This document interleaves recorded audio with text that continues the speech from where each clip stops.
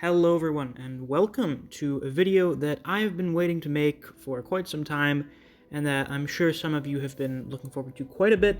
It's finally time for me to talk about Hunter x Hunter's Chimera Ant arc. It is quite famous. It's considered by many people to be one of the greatest shonen arcs of all time, if not one of the greatest anime arcs of all time. So I have quite a few things to say about it. But before I get into that, I of course have to mention my subscriber goal for 2021, hitting 5,000 by the end of the year. So if you're already a fan of my videos and you're not subscribed, you might as well help me reach that goal. The other thing is my Patreon, if you want to help support me and the channel directly, or you want to get access to some solo leveling and omniscient reader content, you can always become a patron. There's a link to my Patreon down in the description. With that out of the way, let's get on with this rambling. As I mentioned, and as I'm sure many of you know, the Chimera Ant arc is quite famous. It's considered to be part of the big three shonen arcs. You have Soul Society from Bleach, you have Marineford from One Piece, and you have the Chimera Ant arc from Hunter x Hunter. Now, the only other one of these three that I've seen is Soul Society. I have not read or watched One Piece yet, so I can't really make any kind of statement on the quality of Marineford. I'm going to be reading One Piece relatively soon.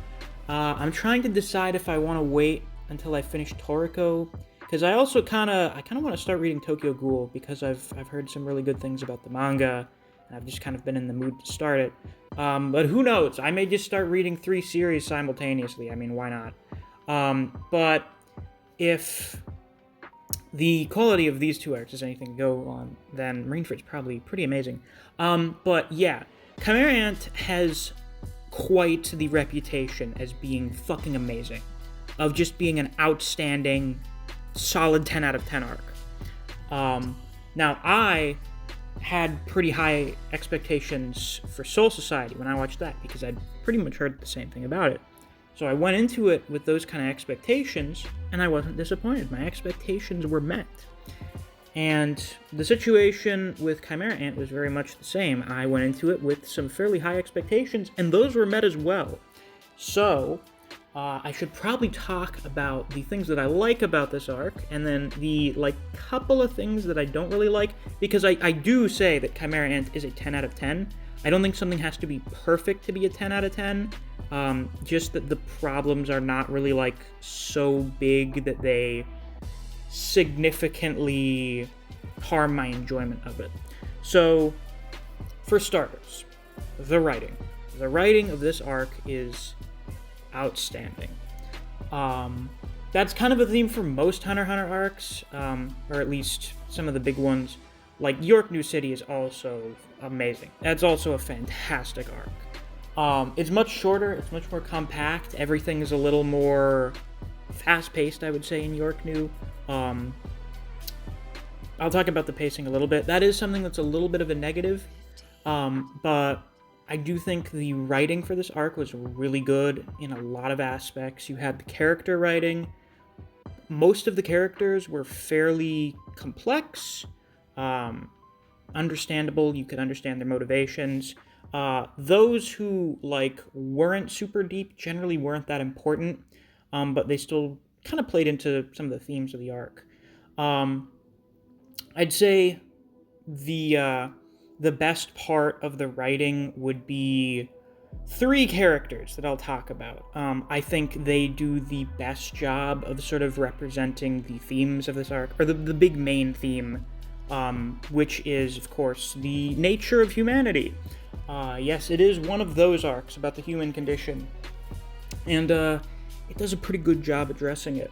Of course, the other thing is the fights. Hunter x Hunter is kind of weird, because it's not a battle shonen like a lot of other ones, at least the ones that I've read, and that a lot of the time the focus isn't so much on the fights. In fact, a lot of arcs don't really have a big climactic final battle. A lot of it is more so on the characters and their beliefs and planning around things. That's mostly what it is. I would say a lot of the fights, really a lot of this arc, especially once you get to the palace invasion, it's alright, everyone has plans, none of the plans work out, nothing goes as planned, How do we work around things not going as planned? How do we proceed not knowing everything? What characters do without all the information or having incorrect information? Do they make the correct choice? Do they make the incorrect choice? All of these things are important to pretty much the whole plot, but they also play into the fights as well. And of course, this arc has one of the best anime fights ever, that being Netero versus Meruem, which I can say, as someone who watched the anime, yeah, it is. You also had some other stuff like Gon versus Pito, which was, well, I wouldn't say it was as good of a fight, but it does have some amazing shit in it. Then you had some of the other general fights with the other Chimera Ants and stuff like that, and those were pretty good. But I would say that Netero versus Meruem and Gon versus Pito were probably the biggest standouts of the arc. And the last thing is the narrator. I've heard that a lot of people don't really like the narrator in this arc because it's just... there's so much of him. He's just talking like every episode, and he talks a lot. Especially when you get to the palace invasion. The guy is talking probably more than any of the characters. So I kind of get why some people don't like it, because he's just all the time narration, almost. But me personally, I didn't mind it. I actually quite liked it. Because a lot of the stuff happening, especially in that part of the arc, is happening in such a short amount of time. Everything is happening so fast. In hindsight, a shitload of the palace invasion is happening in slow motion. You know, like, you get 10 episodes into it and the narrator's like, 3 minutes have passed since the operation began. And initially I was like, bullshit, it has not only been 3 minutes. And then I thought about it for a minute and I was like, oh shit, actually, no, that does kind of line up. Not much. A lot has happened in 3 minutes. When you think about all the slow motion, how quickly everything is happening. So the narrator is kind of important to help make sure that everything that's happening is understandable, kind of gives you some insight into the psyche and the thought processes of the characters, which is very important, again, because a lot of the stuff that happens is characters being like, oh shit, I don't know what exactly the deal with this person's ability is, I don't know where so-and-so is, or them, you know, making some kind of incorrect assumption. The narrator's really helpful for explaining that kind of stuff. And also, sometimes the narrator has really good lines. Like, you know, among all of the countless dragons that rain down from the sky, none of them, or no, it was like, all of the dragons that rain down were less significant threats than the humans in the sky. That is a fucking awesome line.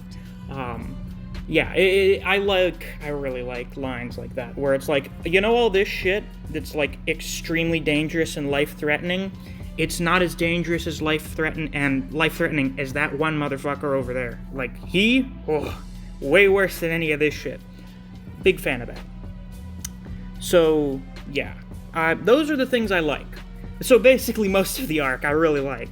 The only 2 things that I kind of have some issues with, and they're like minor nitpicky issues, is that, yeah, the pacing is kind of slow at times.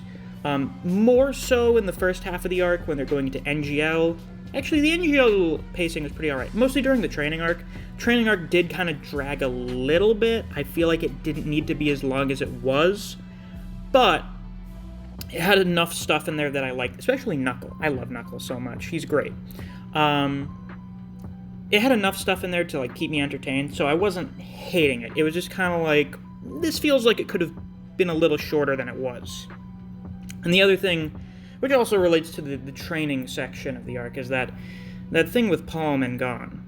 It was just like, this feels a little weird, a little strange, a little questionable, a little problematic. They didn't go, like, really far with it. It was just kind of like a very basic surface level thing where they just, like, went on a date and that was it. But, like, even at one point the narrator states, like, Gon is 12, Palm is 22. I'm watching this, I'm like, what is going on here? That was just kind of like a thing where I'm like, why would you do this? But I mean, we got like the cool stuff with Killua, you know, like overcoming his brainwashing and pulling out the needle in his head from Illumi. So we got like a really good Killua moment out of it, so I guess it was worth it. But yeah, those are my positives and negatives about the arc. Now, let's get into talking about sort of the theming and how some of the characters relate to that. As I mentioned earlier, this arc is pretty much about human nature, the human condition, stuff like that. And it's not just humans suck, which I like. Because when it comes to a lot of media and a lot of people talking about humanity being critical of the human race, a lot of it is like, boy, humans sure are shitty. And I mean, like, we are a lot. But there's more to it than that. Now, we get into this fairly early on, and it's like a little subtle, maybe. Is that when the Chimera Ants start eating humans and they become more human, that's when they go from just being animals that are working on instinct to, oh, these are like malicious entities that enjoy, you know, causing pain and inflicting violence on people. So it's like, oh, yes, the more human they become, the more terrible they are. Which, yeah, kind of makes sense. They at one point they're like, oh yeah, you know, as they consume malicious humans, they become, you know, they become evil. But it's more like, no, this is just kind of like a thing that humans do, especially if you were like way stronger than a human and you had, you know, superpowers like Nen, you would be fucking evil too. You would do a bunch of terrible shit, most likely, if you were all-powerful. Of course, most of the ants aren't, but, you know, if you were better, if you could do whatever you wanted, basically, you would probably do a lot of bad shit, because you could get away with it. So that's pretty interesting. And once we get towards the end of the arc, it's like really, you know, they straight up say humans are worse than ants. We do far worse things than the ants do, and we do it to ourselves. We do god-awful things to our fellow man, which is mostly introduced through the poor man's rose, and, you know, nuclear weaponry, which I figure maybe is, you know, probably has something to do with the fact that, you know, Tagashi is Japanese. Japan is the only country to have ever experienced the usage of nuclear weapons during warfare. They're the only country in human history to have ever been targeted with nuclear weapons. So that had a big impact on a lot of their media. You know, like Godzilla. Godzilla exists because they experienced the horror of nuclear weaponry. And a lot of other stuff is inspired by that. And you can definitely see that here towards the end of the Chimera Ant arc, when we start talking about, guys, like, humanity mass-produced these weapons of mass destruction and caused untold suffering with it. And even after we agreed to stop making them, like 80% of the countries were like, oh, we're not getting rid of them, though. Which is what's going on in the real world, where we've agreed to not use nuclear weapons, but we all fucking have them. We have a shit ton of them. So at any moment, we could just set them all off and end all life on Earth. So that is like the most realistic part of this arc. Well, the most realistic part of this arc is that radiation saves the day, pretty much. Radiation saves humanity. The worst, the most terrible creation in human history is what ends up saving the human race from the Chimera Ants. I've seen, like, a lot of YouTube comments, like, going on stuff, because, you know, there's a lot of shit to say about this arc. And as I remember someone pointing out, like, the fact that nuclear weapons are what defeat the Chimera Ants goes to show that real-world human weapons of war are far more terrible than any made-up magical bullshit you could think of for some fictional series.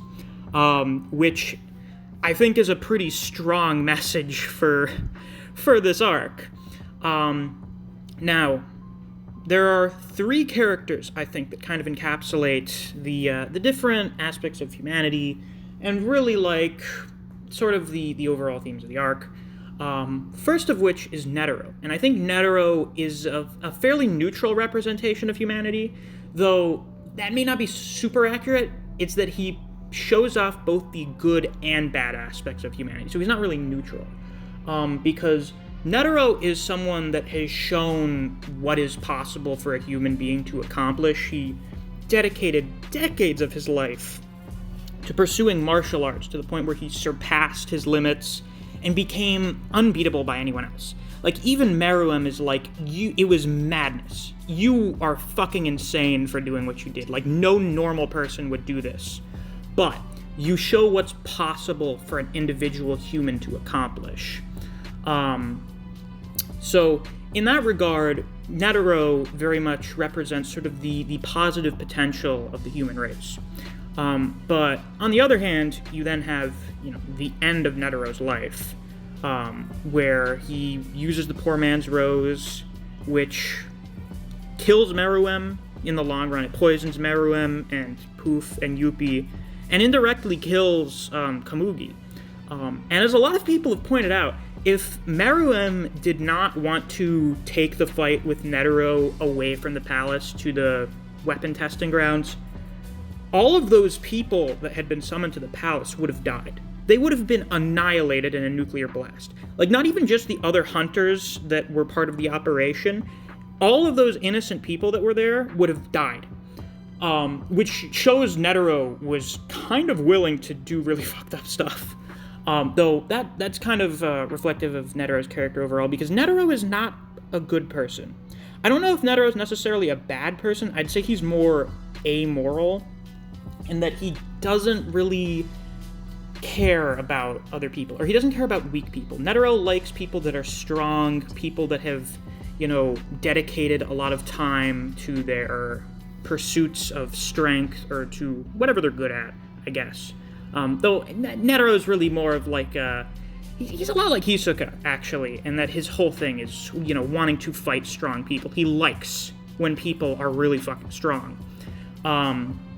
So Netero doesn't really give a shit about, like, your average person. Though I really like the theme of gratitude within Netero, because Netero knows I would not be where I am now if it were not for my martial arts and my pursuit of Nen. So I'm grateful for that. And I quite like the theme of gratitude. It's like a nice kind of wholesome thing, I guess. I appreciate stuff like that, very, very simple things like that. God, Netero has a lot of really good lines from the fight with Meruem. I don't think it's not, I guess it would be well, it says a lot. Like, an ant should not talk down to a human. Thank you, basically. I'm very grateful for everything that's led me to this moment. That's a great one. I really like when Netero is thinking back on his life, and he's thinking, when did I stop hesitating to be grateful when my opponent took my hand and bowed their head in defeat? I really like stuff like that. It's just great. It's fantastic. Then, second best line, you think I cannot pray with a single hand? Prayer is an action of the heart. Which is just like, it's so weird that that's a badass line. It's so strange that something about praying in the heart is really fucking badass. But, yeah, that's Netero for you. And then, of course, sort of the last, it's basically Netero's last words. Except for, I'll see you in hell, basically. But Meruem, king of the ants, do not underestimate the bottomless malice of the human heart. Or some variation of that. I think it's, you know nothing of the bottomless malice of the human heart. Now, this is the dub line for Netero. I don't know if this was his original line in the manga, but, like, the sub-translated line, which is, like, don't underestimate human evolution, it's fine. It kind of works in the context of the scene, because Meruem is talking about how the evolution of the Chimera Ants and its culmination in him is far beyond anything that humans could achieve. So it kind of works in that context. But I think, you know nothing of the bottomless malice of the human heart. as Netero is turning into like this fucking demon thing,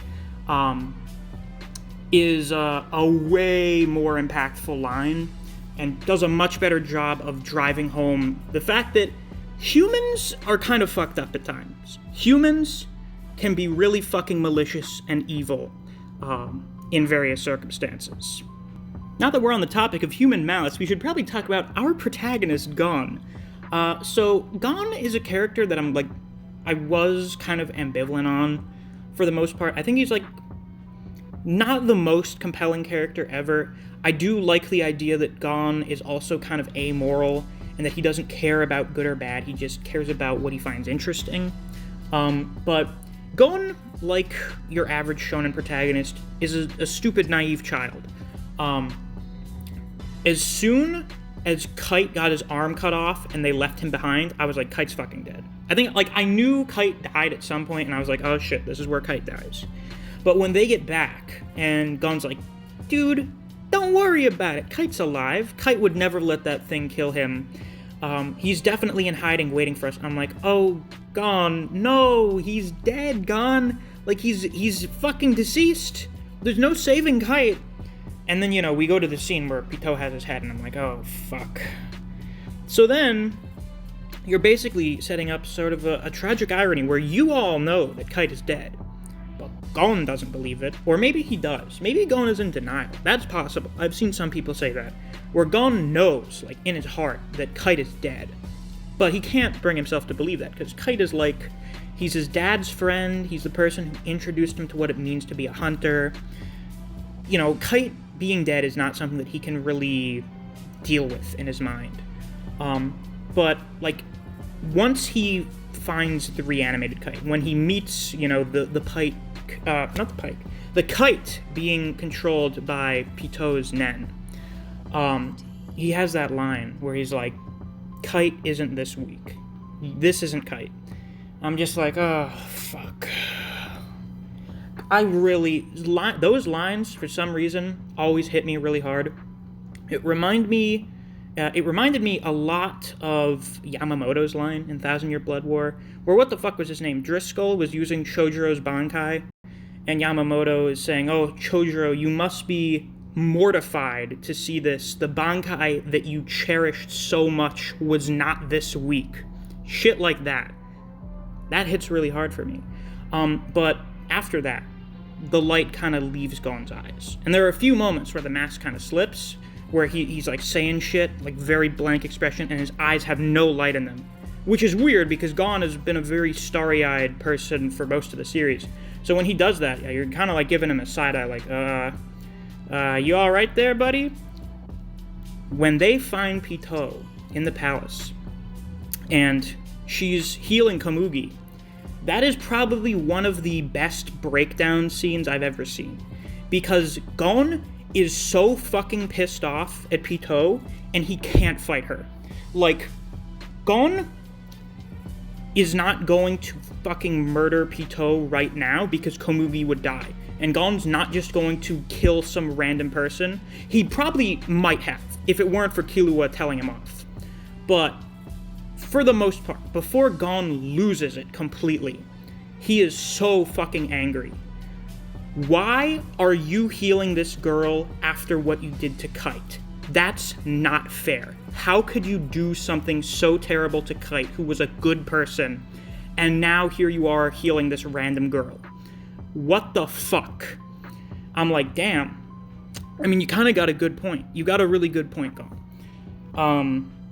But the guy's not taking any bullshit. Like, he is so fucking angry that he threatens to kill Komugi at one point, where they're getting ready to leave, and Pitou, talks back or something, and Gon's like, if you speak out of line again, I'll kill her. And I'm like, holy shit. Did the protagonist of our shonen series just threaten to murder some random innocent girl? Well, not random, but, some innocent girl, just because he's pissed off? Holy shit. Gon is so angry and full of hatred for Pitou, it's not about, saving Kite anymore. It's I fucking hate you so much. I want to murder you. I want to destroy everything that you care about. Because Pitou kind of cares about Komugi. It's more so she cares about Komugi because Meruem cares about Komugi, and she cares about Meruem. So it's like how you'll fix something if like if your loved one has a belonging that's broken or whatever, you'll try and fix it. It's something like that. Gon is like, I'm gonna fucking kill this girl if you speak again. That's how fucking angry I am. It's unreal. And then you have the moment of truth that we all knew was coming. Like, over 30 episodes waiting for it, I think. Maybe. We were waiting a long-ass time for this moment where Gon is told, like, Kite is gone. There's no saving him anymore. You can't heal someone who's dead. And when he finds out, he can't deal with it. This is pretty much the first time that Gon has had to cope with, like, a major death. And he blames himself for it, of course. He views himself as being responsible because, he went to NGL with Kite, and he thinks, Kite stayed back to fight Pitou because he had to hold her back to let Gon and Killua get away. Stuff like that. And he initially, like, for a second, well, he blames himself. And then he's like, oh, no, Pitou killed him. Pitou is the one who killed Kite. And I'm like, yeah, it's not, you didn't murder Kite. Like, the person who murdered Kite is standing right in front of you. But then it's like, no, Pitou wouldn't have killed Kite if I wasn't there.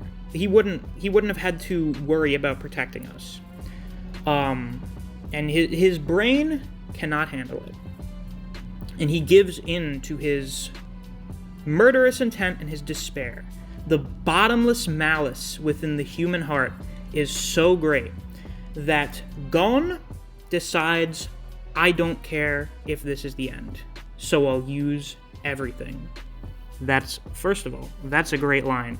But also, when it's Gon speaking in, like, this very calm, neutral voice while everything is super dark, and then he's going into his adult form, and the animation's all scratchy and black and white.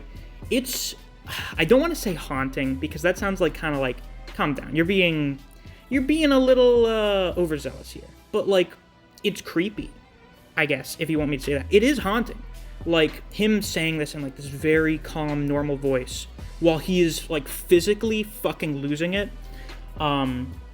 is, like, really disturbing in a way. And Gon's transformation does not feel inspiring or heroic in any way. It's something that should have never happened. It's like this very unnatural thing. Even, like, Pitou and Killua are like, well, Pitou is like, oh, you must have given up, like, your whole life force for this. You're prepared to never use Nen again. And when Killua shows up, it's like, holy shit. Like, what did you have to give up to get this power? Gon's transformation is not a good thing. There is nothing inspiring about Gon's transformation. It is horrific and tragic. And there's no sort of, there's really not much satisfaction in Gon killing Pitou. This is what I like to call a good kind of subversion. Because when Gon kills Pitou, it's not even a fight. It's him beating her to death. It's him smashing her skull into, like, a purple paste and crying. There's no heroic music. There's no, like, oh, yay, we won. There's no happy victory moment or whatever. It's Gon in this very unnatural form, silently punching Pitou's skull into paste. And when Killua shows up and Pitou is sort of resurrected by her Nen, because, Nen strengthened after death, and cuts Gon's arm off, Gon has, like, completely lost it. Like, he's just completely fucking irrational now, where he's like, oh, I almost feel redeemed about losing my arm, because now I'm kind of like Kite back then. I'm like, this is not something that an okay person says. There is no mental health in this picture. This is whatever the opposite of a healthy mental state is. Yeah, it's, like, sad, almost. Now, I feel like this arc, I haven't watched the chairman selection arc yet, I feel like this goes to show the major problem with Gon and Killua's friendship is that Killua cares a lot more about Gon than Gon cares about Killua. Which is to not say that Gon doesn't care about Killua, like they literally had a whole fucking arc where they go to save him because he's his friend. But Gon makes friends all the time. Like, for him, making a friend is like no big deal. But for Killua, Gon is his first friend, and he basically saved his life. So, to Killua, Gon means like basically everything. But for Gon, after, Kite dies, though he doesn't accept the fact that Kite is dead, it doesn't matter about Killua anymore. Like, I'm going to fucking murder Pito. And he doesn't really care about Killua much after this point. Like, even when Killua was, like, trying to talk him down, he's like, Killua, shut up, basically. Like, do not fucking tell me what to do in this situation. And even after Killua goes through, like, a bunch of stuff trying to protect Gon and stuff during this arc, it feels like he doesn't really get any sort of, like... You don't really feel the care back from Gon. And it's something kind of sad in a way. And it feels like their friendship is really not, like, gonna work out, basically. Which is quite unfortunate, and it's not something I've really seen before. Like, they're just... Because of this situation, they're not really... They can't be compatible with each other. So either Gon is gonna have to fix his shit, or Killua is going to have to, like... I don't know... not care as much about Gon, or it's not going to work out. Like, they're going to have to go separate ways, basically. But yeah, that's a really interesting sort of twist on the shonen friendship thing. Now, it's time to talk about the real star of this arc. It's time to talk about the King of Ants, Meruem. So, those of you who have been anywhere around anime discourse, probably ever since, I don't know, this got animated, Meruem is considered by many people to be one of the best anime villains ever. And I can see why, because Meruem is a fantastic character. So, Meruem kind of starts off in a way where he's just like a generic bad guy. He's just like, I'm evil, I'm going to take over the world and do whatever I want because I'm the king of the ants and I was born to rule over all organisms. So, he starts off as like kind of a generic, malicious tyrant who's killing people on a whim, and is just kind of... once they get to East Gorto... I think that was East Gorto. Yeah. Where he's, like, playing board games with random people, and he's basically just doing it to flex on them. That's what it feels like. Where he's just playing, like, chess and, shugi? Whatever that, like, the Japanese sort of chess thing is called. He's doing it to just sort of exert how much better he is than the other humans. But then he meets Komugi. And through Komugi, he learns, hey, some humans are actually, like, kind of alright.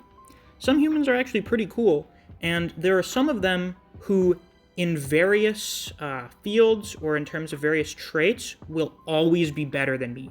I am the strongest creature on Earth, but there are humans who are better at various things than I am. And, strength and the value of a person is not based just on, like, power. There are other things that give value to a human life. And through playing Gungi with Komugi, Meruem learns that, like, some lives are worth something. Some lives are worth being protected and cared for. He saves Komugi's life and is, like, concerned about her injuries, and he's like, what am I doing? Why do I care?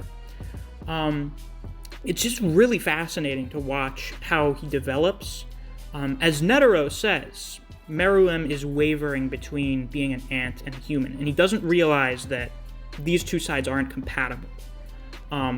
So when he's here caring about Komugi, he's like, why am I doing this? Why do I care? And it's because Meruem is becoming human, which is really interesting, because for most of the other Chimera Ants, when we see them becoming human, at least earlier on in the arc, when they were becoming more like humans, they were becoming evil. But for Meruem, as he becomes more human, he becomes a better person. He decides, humanity is really dumb. Like, the way that humanity structures its society is really stupid.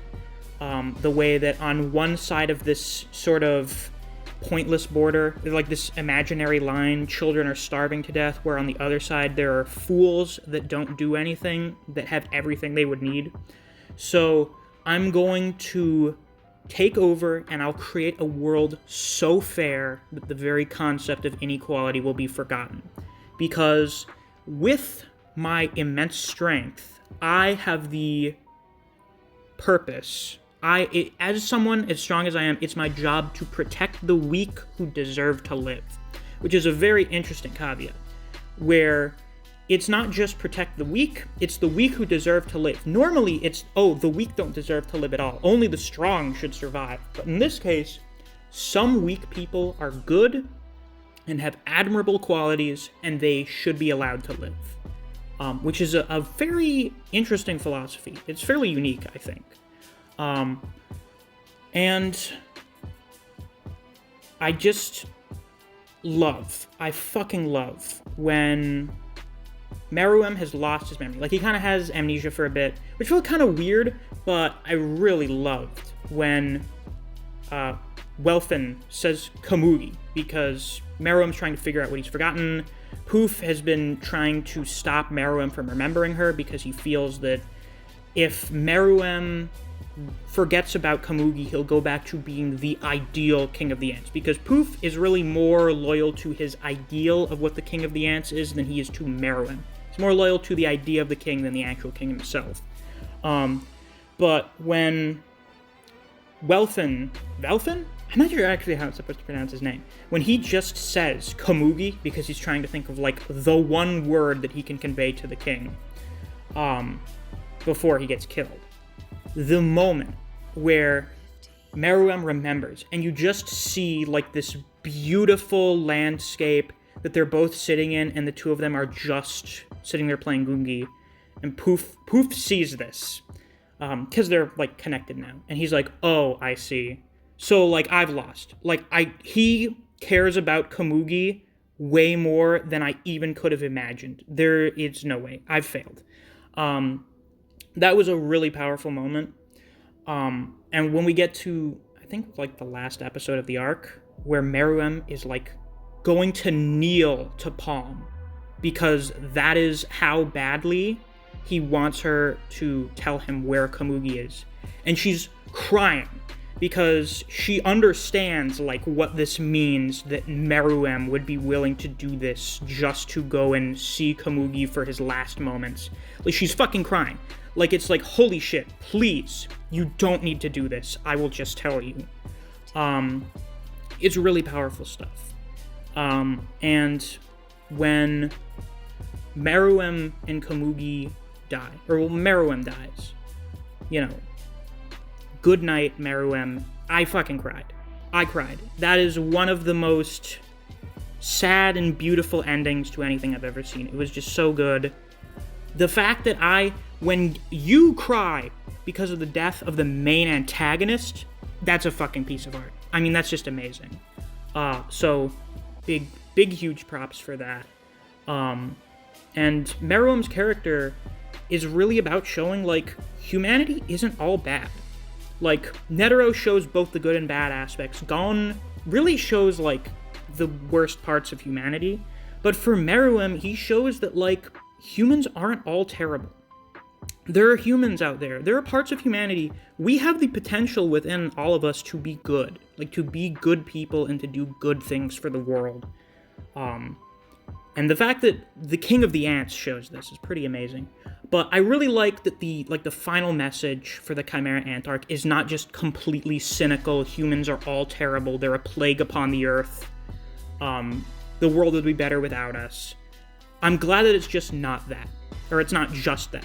Because I feel like a lot of people and a lot of media gets all wrapped up in this very, like, edgy idea that, oh, all of humanity is garbage, we're fucking terrible, we're a plague upon the earth. And with this, instead, it's a much more nuanced, yeah, humans do really terrible stuff.